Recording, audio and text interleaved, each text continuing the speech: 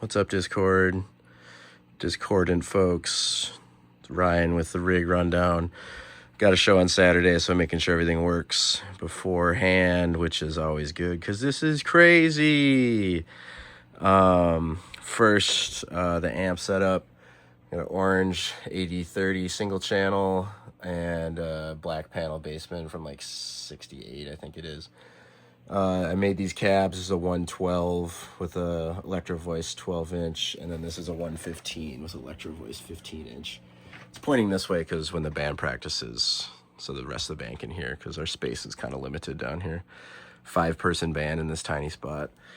Okay, back to the board. So we got the board here. Over here I have my light controller, which is connected with a 5-pin DIN MIDI cable to my preamp, so that's the out for the MIDI there.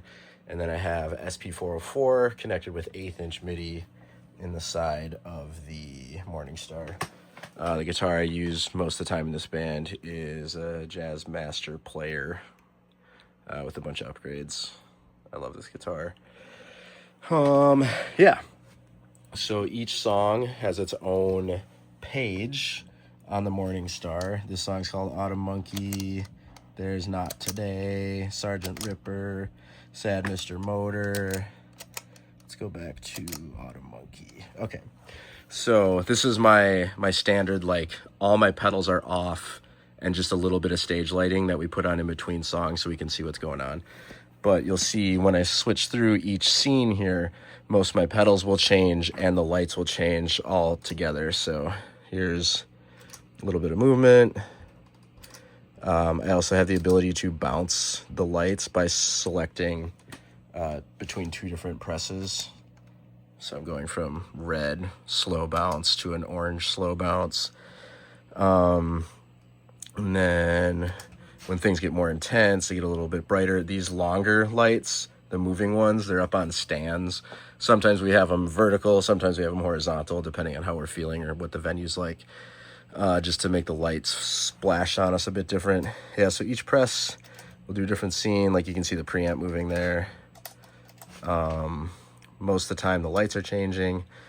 It's really cool because you can go from like this point, which is kind of a chiller part. So it's a little filtery, but not too intense. And then this part goes right into wrong way. This song part goes into here, which is like the climax of the song. And you'll notice here that the lights, the lights are responding to sound. So I'll turn up the guitar here and play, and you'll see what they look like when we're actually playing. It's pretty cool.